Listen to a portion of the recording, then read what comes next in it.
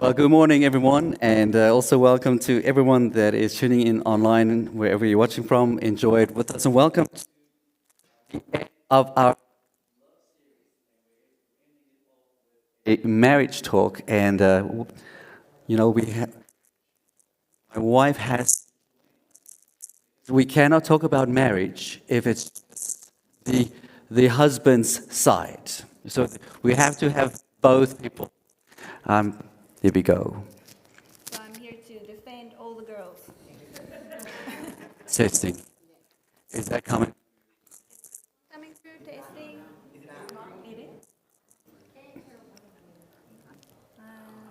Tasting. There we go, it's on.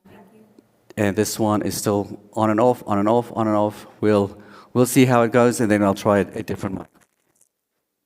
Greatly get the different.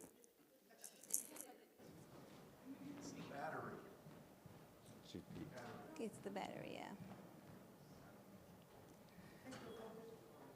Technology, fantastic. Wonderful. Yeah.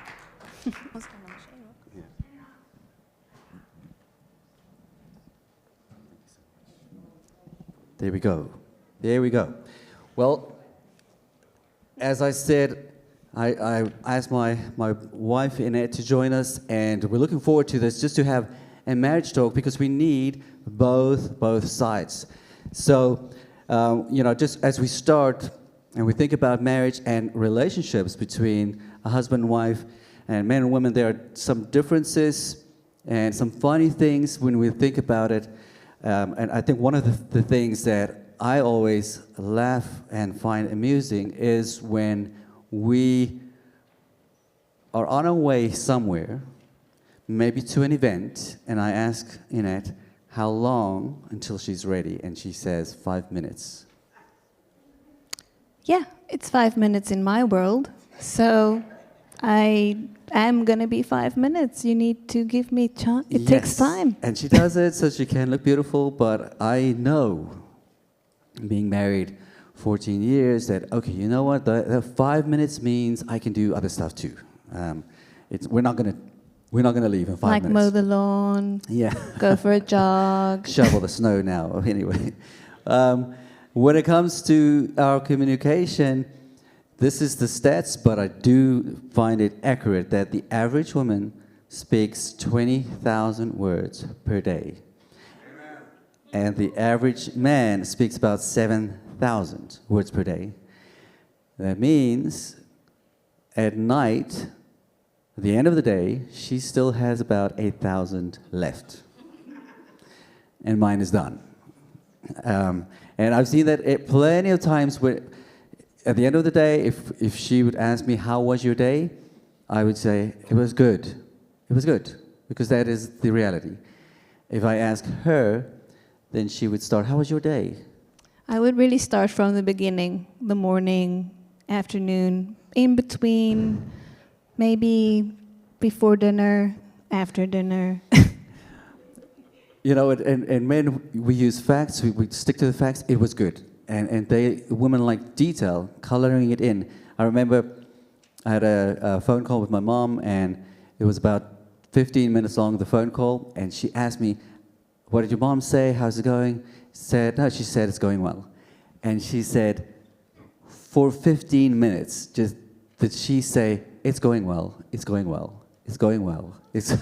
What else did she say? Give me the details. So you learn to ask the right questions. I've learned to not say, how's it going? Because it's always going to be well. So I've started to rephrase my questions and make it more specific. Yeah. Another thing that I've seen is when men sleep,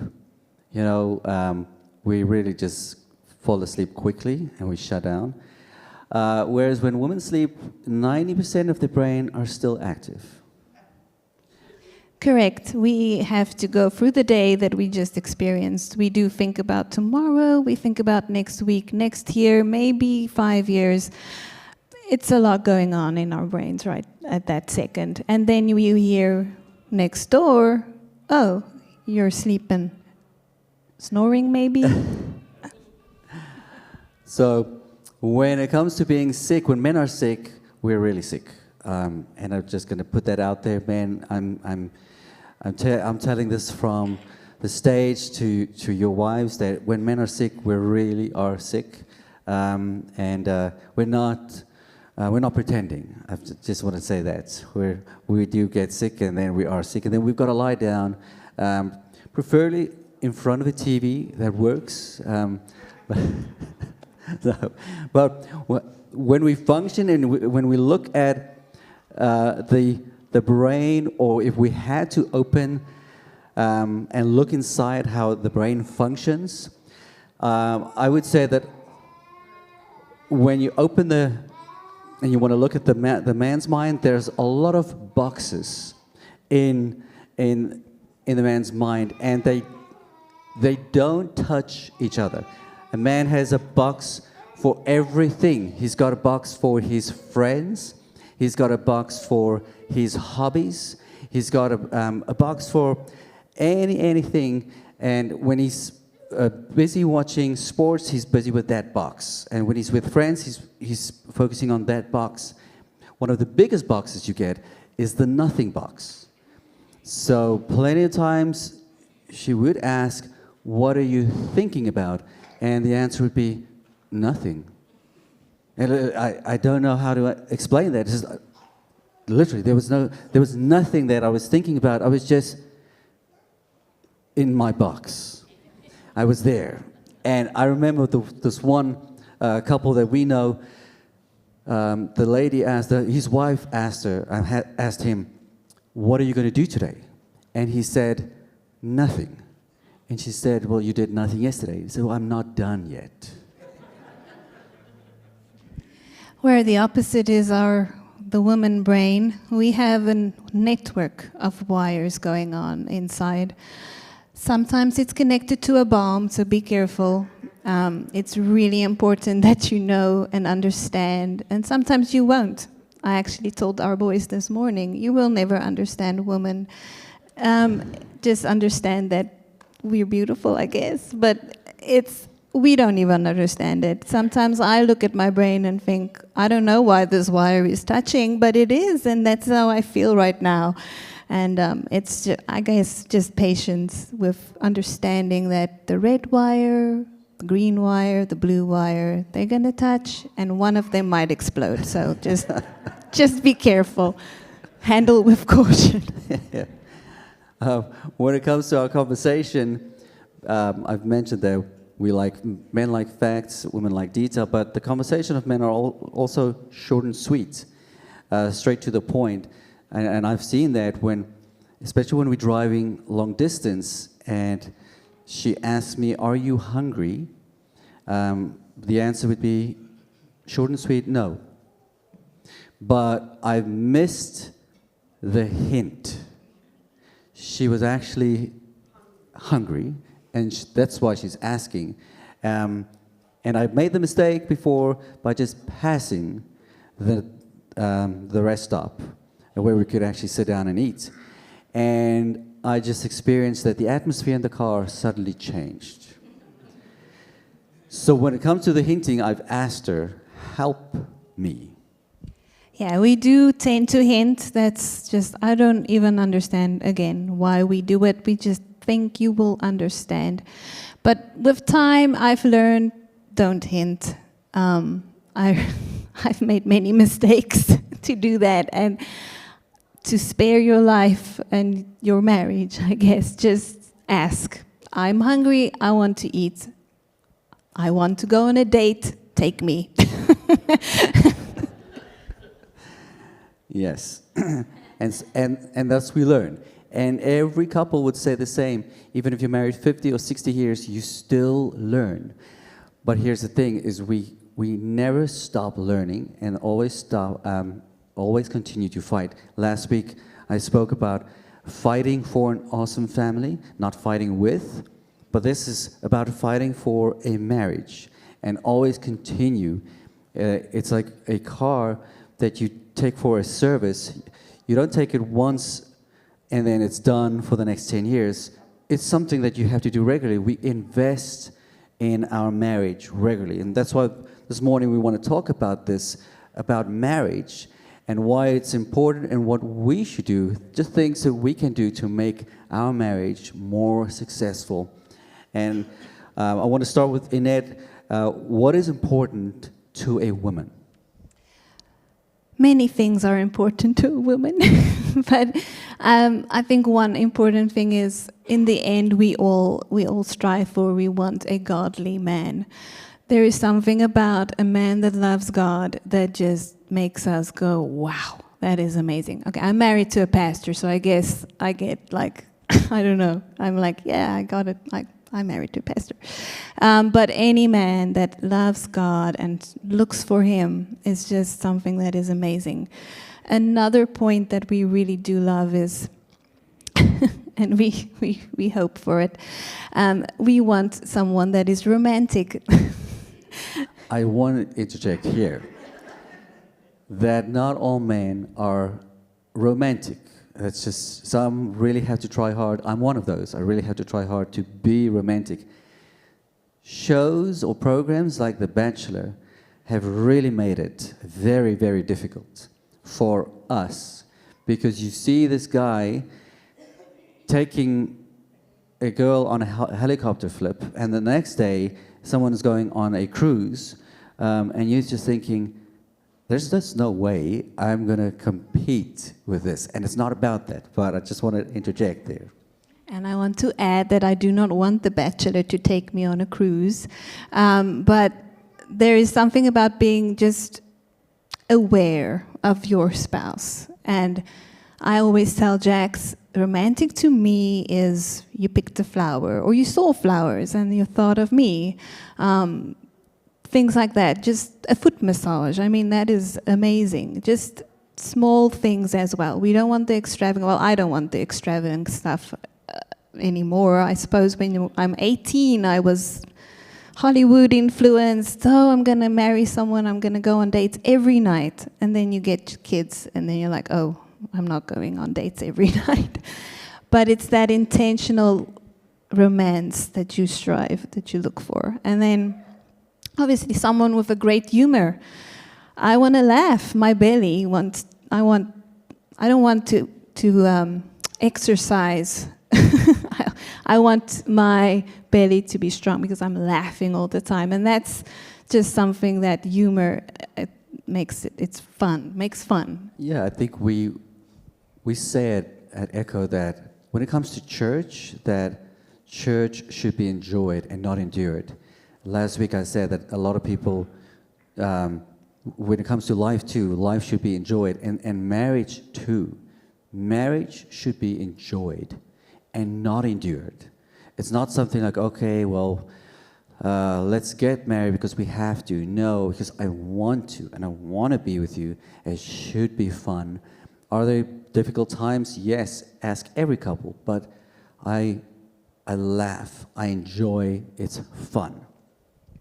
And then another one that we do love and would love to have is someone she can talk to. So it's hard, I know, with 7,000 words, it runs out, and we have so many words to share. But I think here, we'll touch later on it, but it's just, you want to share with someone, and your marriage partner is the person in the house. So I can go share with the cat, but the cat's not going to care. So I want to share my life with my husband, so I want him to know first, or maybe second. Sometimes other people might know first, but I want to talk to him. I want him, even if and I know sometimes he might not be listening, and I'm like, okay, are you listening? You see, I think most men might agree here, especially if there is a screen with sport on in the background. We've perfected the art of just nodding and saying yes, but actually you're watching the game or the highlights of a game, and then she asks, oh, do you really agree with that? What part did you mean? So, and then you, okay, I'm sorry, I didn't pay attention, that's my fault. And we learn that it's important to her that you listen to her. And we make mistakes, and then we learn again. And then another point, just absolute honesty. I don't want to stress that enough. We don't want to find out. Just tell us, be honest, be open. It's harder if you hide something. And then, really, just tell us. We are in it for life.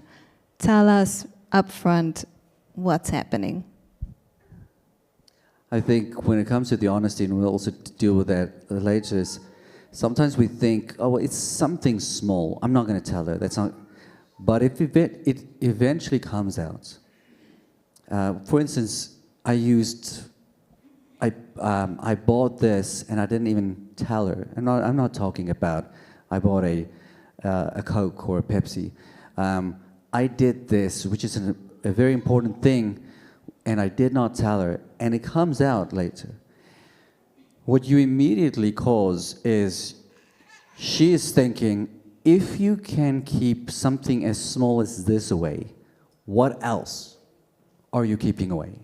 And that puts a lot of stress and uncertainty on a marriage. And that's why we're saying, let's be honest. And not everyone likes to be honest, but for your marriage, it is healthy to just put it out there. Let's be completely honest, and let's deal with this. So another one is someone that can provide. And with that, it's not just financially. I think security, emotionally, we just want to feel safe, a safe place in our house. And this is also an important point, because we grow up in a society where we've been taught that it is just the husband's responsibility to provide. Things have changed that both work, and in some instances, there are wives that earn more than the husband, and that's perfectly fine. We went through a time where both of us had no job, and I really experienced the burden of this, that I'm not providing for her right now. I'm failing as a husband. And she came to me during that time and she said, you are doing the best you can because you're trying to get another job, but I want you to know that God is my provider. He is the one who provides for you to provide for me. And that was, hearing that just lifted a burden for me, that I'm not just looking to you as the one to bring in everything, and if you cannot at this moment that you're failing, I want you to know I'm standing with you, and we're trusting God, and also with the emotional support. Yeah, and then next one is just someone that values family. So that is so wonderful to see. Once I know life gets busy, we are all just, it's too busy, but when Jax comes and puts the family first, it's like, wow, okay, thank you. You can answer tomorrow. Tomorrow is fine. We can switch off the phone at 9 o'clock and spend time with your family. It's amazing. So that small thing of that just makes it wonderful. So Jax is going to just say what is important to a man. Yeah. And that said, a godly husband is important, in the same, a godly wife is something that we should strive for, and the Bible says that, is seek a godly wife. I think a very important thing is a husband seeks a beautiful wife, and here I need to clarify, someone that takes care of herself. I think there are people, and it can be both sides, that I just don't care about how I look. And I'm not talking about makeup or the way you dress, but someone who really takes care of herself, that makes her beautiful. If you take care of yourself, you say, I'm taking care of myself because I want to be with you for the rest of my life. As soon as I stop, well, we're married, now I don't have to care how I look, what I eat. I want to be healthy too. That is important for a husband too. If I can add to the beautiful wife part, yeah, it's not makeup. This is the first time I'm wearing makeup in this year, so it might be, maybe I'll do it in 3 months or something. I don't wear a lot of makeup, but there's something about beauty in a wife, and I think it does come from the husband. If you take care of her, she will flourish. She is gonna be a beautiful fragrance in that house if you look after her. That is the beautiful wife. Yeah, that's the bottom line. Yeah. And so, husbands, that's a lot of work that we've got to do, is continue working, and we'll touch base on that in a while. I think one thing that's also important for the husband is he's looking for a committed housewife. Now, here I've got to pause, because if I say that, some might think, wait, 1950s, you want the wife to stay at home? No. There's a gift that God has given a wife to make a place a home. You go into a house where there is a mom who has created that home, and it's just fantastic. She's created the peace at home. It's a home. And there is a place that she can raise kids. You can raise kids with her. That is an incredible gift that God has given a wife, is to create a safe space. This is our home. And that is really something that I know as I speak and we do counseling, that a lot of husbands are looking for, is create that space. But let's continue with communication. You know, every marriage, and not just a relationship between friends, every marriage is built on having great conversations.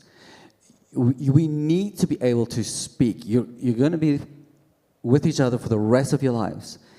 And even when there are kids in the house, continue to speak to each other, because if the kids are out of the house in 18 years, do not be like some couples like, well,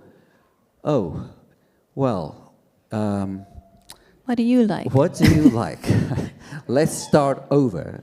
No, continue having great conversations. And there's some principles about communication, is that both may have an opinion. And listen to what James 1:19 says is, my dear brothers and sisters, take note of this. Everyone should be quick to listen, slow to speak, and slow to become angry.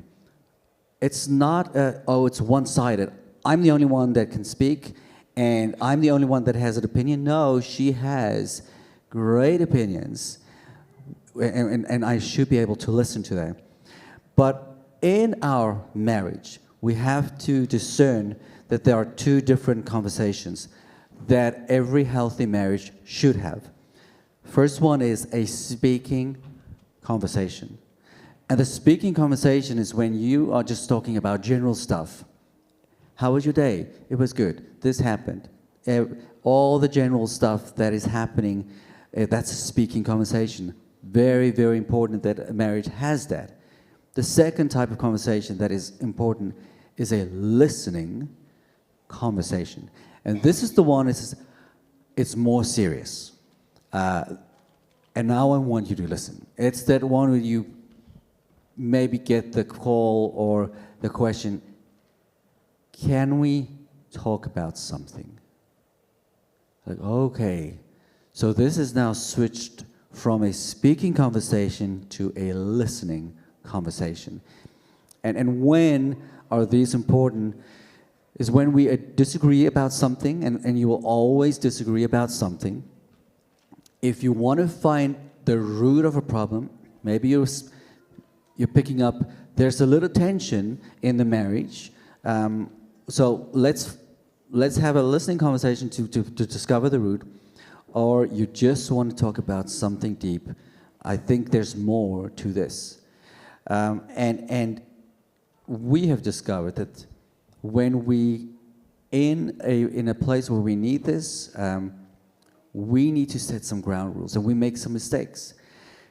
When we fight, when there's a fight, and every married couple will tell you there are fights. As a pastoral couple, I want to assure you, we fight. We have to fight for each other. All right? If we want this marriage to work, we've got to fight for each other. I think I would get worried if we stopped fighting Yes. for each other. Major red flags if you stop fighting for each other. But how do we handle and deal with the conflict? And here we've seen, in every marriage, you get one, while you're fighting, you get one that wants to instantly talk about it. Can we talk about what just happened? And you get another one that says, I don't want to talk right now. Give me space, give me time. So in our marriage, I'm the one, give me time.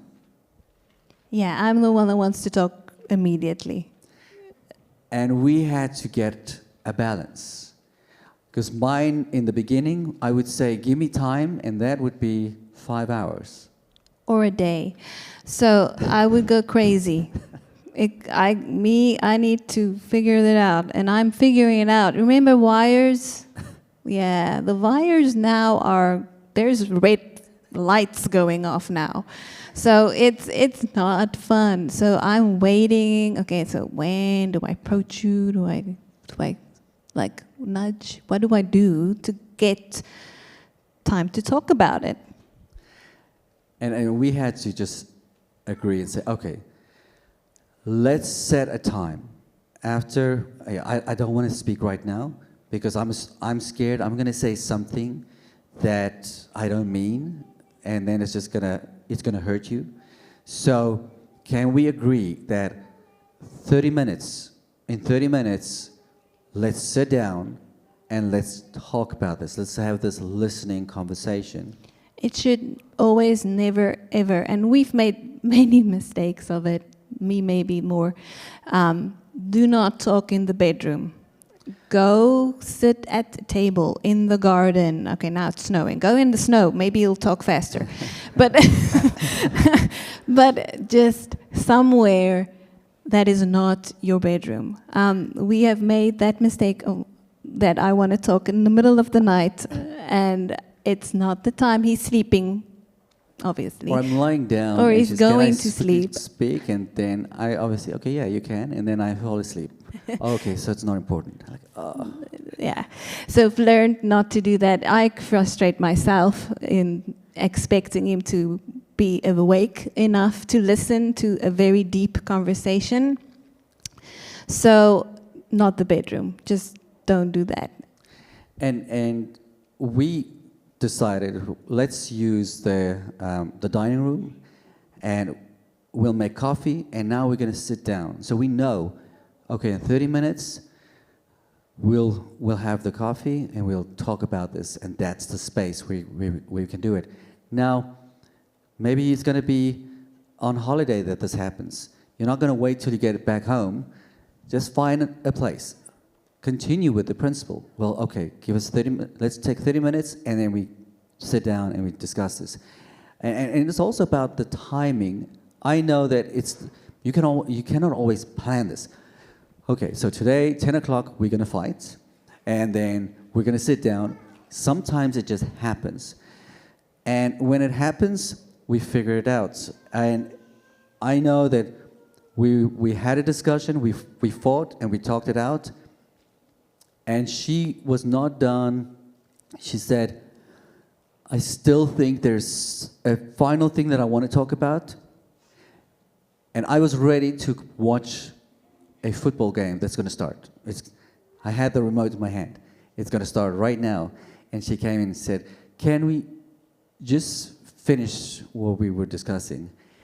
And I looked at her, and I looked at the screen, and I knew, oh, I'm in trouble. Because if I say, but the game is going to start, okay, so I'm not important to you. So I made a mistake by saying, Okay, you got 2 minutes. Go. He's still alive, thankfully. But yeah, just to defend myself in that time, I was still a young married wife, not sure how to handle conflict. But I will not make that mistake again because I know it's not football, by the way, it's the soccer game. Yes. His favorite German team was playing, so I will not interfere with that. I've learned that might not be a good idea.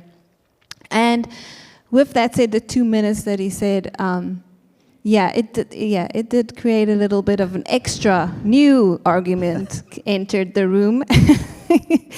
So yeah, we've learned over time to keep it to what we are arguing about, because we have made many mistakes where we argue about the shoes are on the floor and then it spirals into what? Yeah. Whatever.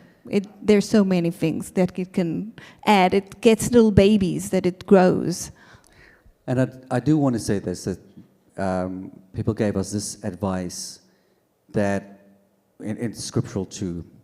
Ephesians 4:26-27 says, "Be angry and do not sin." We are allowed to get angry. We are allowed to sin, but to get angry, but do not sin. Do not let the sun go down on your anger, as this gives an opportunity to the devil. Try to sort it out and speak before you go to bed. Now, we made the mistake by doing it in bed. No, don't do that.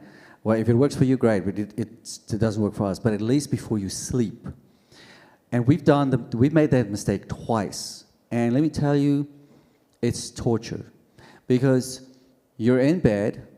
We're not going to talk about this now because we don't want to sort it out. But you're in bed, we're going to sleep, and you hear... Or crying. I hope you hear crying too. And then you wake up the next morning and it's cold. Not outside, inside. It's cold atmosphere. You're not talking to each other. And you know round 2 is waiting. So just do it and speak before you go to bed. And here's the other thing. Some things are complex. You might not get a solution that evening. For instance, a mother-in-law that is maybe a problem. Or a family member that is causing trouble. You might not get a solution that evening, but at least speak about it. And okay, it's good that we can start speaking. Let's go to bed. I love you. And tomorrow is better. It's another day. Let's start working towards a solution. But as far as you can, try and not go to bed angry. Yeah, definitely don't go to bed angry.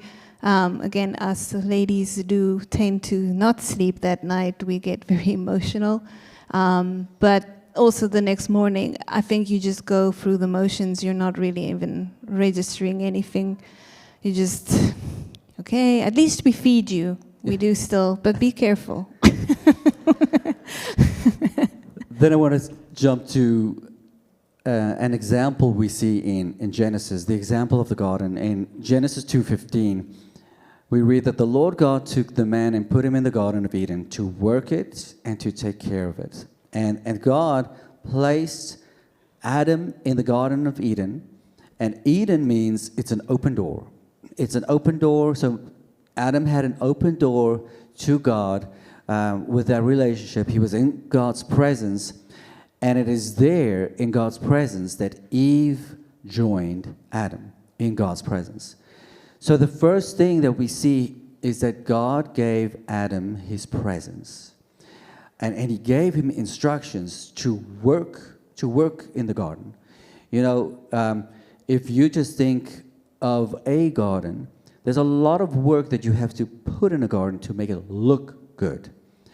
You cannot do it once and think it's going to stay for 2 or 3 years. It will continue looking like that. You've got to work continuously with that garden, the same way with the marriage. The work projects you do around the house, but the same with her. There's a lot of work that the husband does to make a marriage work. It's not just from the wife's side. The husband has a lot that he's got to do too. And he says, take care of it.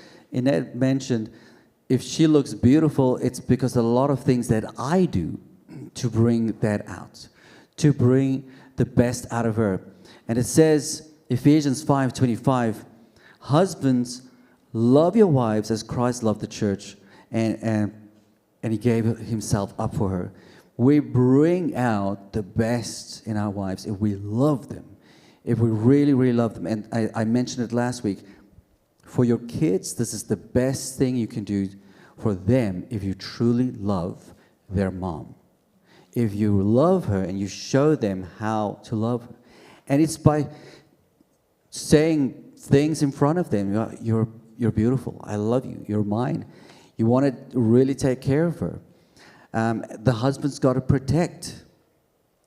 He protects. He's not only stronger, but he always wants to make sure that she's okay. And I think part of that, in the garden, there was a hedge that surrounded the garden. I want Annette to just quickly deal about that. Yeah, so the hedge, I would say, because we are homemakers and we are very into our homes, we make sure it's beautiful, we make sure there's an atmosphere in the house that is calm. We also very much protect our little home with the hedge. So what I mean by that is be careful who you let into your home. Be cautious and listen to your wife's instinct. She's got that. She knows. She prays and she feels things and like, wait a minute, this person is in our house. Is this person safe for our family? Safe for you? Safe for me? What's happening? So that hedge just be also a lot just for that safety in in your family. And even if it's not necessarily physically into your house, if it's bringing someone into your life, wait, are we helping this person there, or are we allowing this person to come closer and listen to your wife too? God has called you both, and here we've made the mistake. We've got the receipts to show it that, you know, as a pastor, I love, and I just want to love everyone, and that, yeah, let's help. And there was a time when she said, I also want to help, but with this person, I don't know, I'm sensing that we should just be cautious. And no, maybe you're overreacting. So listen to your wife, because yeah, it's just going to save you a lot. And we allowed that. And within that, we learned a valuable lesson. When it comes to doing an important thing, both of you should have peace, not just one. Because we went with that. She said, okay, if you have peace, then let's go with it. And we paid the price. It was a tough time, and it was a really tough time for our marriage because of that. But God is gracious, and He really helped us within that time. And it also helped us, setting us up to come to Alaska, that we made the mistake by just having peace, one person having peace. Now we're trusting God. You should have peace. I should have peace to come to Alaska. And, you know, we just experienced God's blessing because God speaks to both.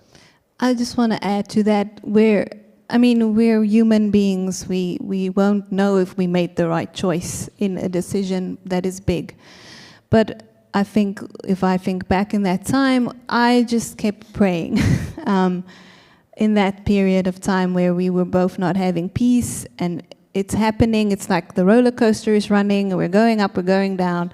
I just kept praying a lot about our marriage, God to protect it, God to help this person, help a person, help whatever the situation might be. And like Jack said, God was good. He did what He did, and He really did come through for our family. Now, when we look at, and we're almost done, we're going to end with this. When we look at relationship models, there are two models. The one that the world portrays, that we see on social media, we see on the movies, everything. And this model says, find the right person. I've heard it so many times. I just want to marry the one. But the problem with that is, if you marry someone and for one reason you think you fight, and then all of a sudden you think, wait a minute, we're fighting, what if she's not the one? Then you might think the one is out there somewhere. This model says that you find the right person, you fall in love. It's like a movie that you've seen, two people in a busy room, and then all of a sudden the music pauses and there's a light that shines, and oh, I see this one, and they fall in love. Then they build their dreams on that person, and then it doesn't work out, and then they just repeat all the steps again. I'm going to find the right person again, we're going to fall in love, and we build our dreams on this person. But the godly model that we see in the Bible is that we become the right person. That means I have to work on myself, she's got to work on herself, because that is what God wants for me, is to become the husband that she needs, and she needs to become the wife that I need. So we become the right person. We don't fall in love, because if you fall in love, then we can fall out of love. Now, the Bible says that we walk in love. That's a daily thing, that I've got to choose to love you. I've got to choose to forgive you. So yeah, you walk in love, and every day I choose to love Jax. So there's some days that I might not want to like. I like him. Maybe I don't like him, but I do love him. So I'll fight for him. So that is the biggest thing of walking. What does that look like? I mean, you're walking in love, so you're not going to like him always, but you're going to love him. The band, you're welcome to come to the stage along. And then I want to end with the last one is, we don't just build our dreams and our hopes on a person. Because if we do this, if we build our dreams and our hope on a person, when they leave us, it crashes, it all falls, and you've got people that are just broken. But Scripture says, Matthew 7:24-27 says the following. It says, everyone then who hears these words of mine and does them will be like a wise man who built his house on the rock. And the rain fell, and the floods came, and the winds blew and beat on that house. But it did not fall, because it had been founded on the rock. And everyone who hears these words of mine and does not do them will be like a foolish man who built his house on the sand. The rain fell, and the floods came, and the winds blew and beat against the house.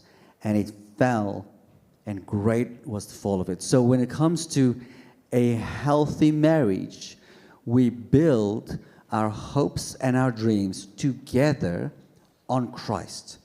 Build your life and your hopes and your dreams on Christ. That if you go through a crisis, your life does not fall and crash, because we built it on Christ. And we can support each other, never on one person. We learn every single day, and we want to encourage you to do the same.